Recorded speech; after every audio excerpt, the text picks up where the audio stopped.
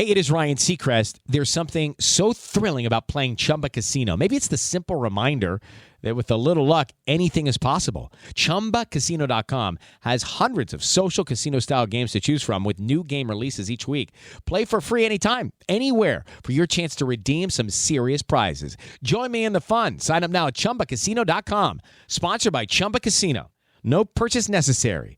VGW Group. Void where prohibited by law. 18 plus. Terms and conditions apply.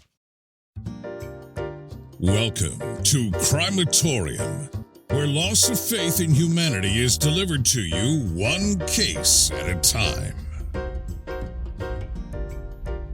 Welcome back to Crimeatorium, the place where crime lives. Today we dive into a curious and eerie pattern in the world of true crime. Why do the middle names Wayne, Lee, and Ray seem to pop up so often in the most chilling criminal cases? Is it coincidence, or could it be something more? The Wayne Connection. We start with Wayne, a name that has become nearly synonymous with high-profile criminal cases. The crimes committed by those with this middle name are some of the most horrifying in history. John Wayne Gacy, the killer clown who brutally murdered 33 young men and boys in the 1970s, hiding many of their bodies in the crawl space beneath his home. Elmer Wayne Henley Jr., an accomplice turned murderer in the Houston mass murders, assisting Dean Corll in the abduction, torture, and killing of at least 28 boys. Edward Wayne Edwards, a manipulative serial killer whose confirmed victims spanned decades, including a double homicide in 1980 that took investigators years to solve. Stephen Wayne Anderson, executed for the murder of an elderly woman during a home invasion. Anderson's crimes were as cruel as they were senseless.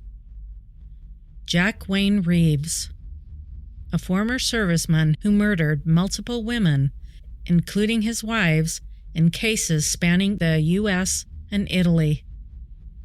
Thomas Wayne Crump, a serial offender who murdered 3 individuals, escaped from prison, and killed again before his recapture. Robert Wayne Danielson Jr. killed 6 people in campsites across 3 states for the purpose of robbing them. Robert Wayne Harris murdered 1 woman and killed 6 of his previous co-workers. Patrick Wayne Kearney, called the Freeway Killer, Kearney murdered young male hitchhikers and gay men from bars. Timothy Wayne Frazier stalked his victims, then broke into their homes and murdered them. The Lee Phenomenon. Next we turn to Lee, a name that appears even more frequently in the annals of crime. The list of killers with this middle name is shockingly extensive. Henry Lee Lucas, a drifter whose chilling confessions linked him to hundreds of murders, though the true number remains unknown. Robert Lee Yates Jr., known as the Spokane serial killer, Yates preyed on sex workers in the 1990s, killing at least 16 women.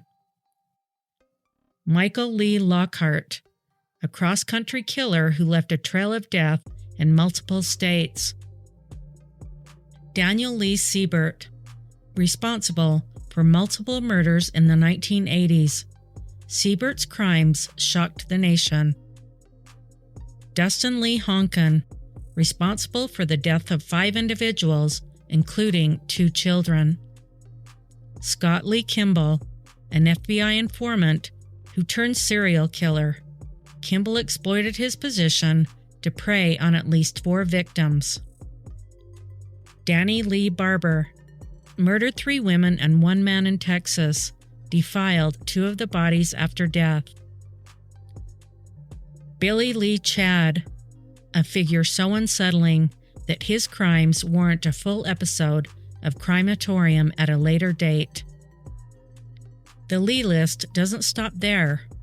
Other killers bearing this middle name include Robert Lee Willie, Nicholas Lee Wiley, Clifton Lee Ray Jr., Ivan Lee Page, Eddie Lee Mosley, Larry Lee Raines, Terry Lee Hawkins, Jesse Lee Cooks, Thomas Lee Dillon, Daniel Lee Corwin, Charles Lee Duffy, Philip Lee Ingle, Marvin Lee Irvin, Homer Lee Jackson III, Wilbur Lee Jennings, Vender Lee Duncan, Martin Lee Sanders, and Vernon Lee Clark. The frequency with which Lee appears is as haunting as the crimes themselves, and is the frontrunner on this list. And then there's Ray, a name that may not be as prevalent as the others, but its presence holds its own in some of the most shocking cases ever. Charles Ray Hatcher, a manipulative predator who confessed to 16 murders, his crimes spanning Missouri and California. Mac Ray Edwards, a child predator and confessed killer of 6 children in California during the 1950s and 1960s. Crimeatorium covered this case in detail on the 9th of December, 2020. Gary Ray Bowles, the I-95 killer, whose spree claimed 6 lives along the East Coast in the mid-1990s. Oscar Ray Boland Jr., convicted of murdering 3 women in Florida during the 1980s. Boland's crimes shocked the Sunshine State. Timothy Ray Burkhart, a serial killer who murdered at least 4 women and young girls in Washington. James Ray Cable, kidnapped and tortured a young girl and murdered 3 women in Kentucky. Mervyn Ray Hughes, known as a serial shooter, killed 2 people and injured others in California. Breaking down the pattern. What could explain these patterns? Theories abound, but here are the most likely explanations. Generational naming trends. Names like Wayne, Lee, and Ray were particularly popular as middle names during the mid-20th century, aligning with the birth years of many individuals who later committed crimes. Cultural and regional influence. Certain names may have been more common in regions or communities that experienced higher crime rates due to economic or social instability. Statistical coincidence. While the sheer number of people bearing these names makes it statistically inevitable that some would commit crimes, their recurrence in high-profile cases creates the perception of a pattern. Confirmation bias. The human brain is wired to notice patterns even when they might not exist. We're more likely to focus on the recurrence of these names in criminal cases while overlooking the countless individuals with the same middle names who live law-abiding lives. Whether it's Wayne, Lee, or Ray, these names are an eerie thread running through the fabric of true crime. While the names themselves bear no inherent connection to criminality, their repeated associations with some of history's most notorious figures leaves us wondering, is this simply a strange coincidence, or is there something deeper at play?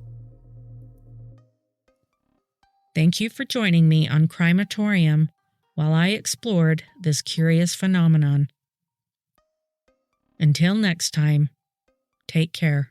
How do you feel when you switch to Geico and save on your car insurance? It's like going to work on one Thursday morning and thinking to yourself, just one more day until Friday. But then somebody in the elevator says, Happy Friday! Then you check your phone quickly and discover today is actually Friday. So yes, Happy Friday, random stranger in the elevator. Happy Friday indeed. Yep, switching and saving with Geico feels just like that. Get more with Geico.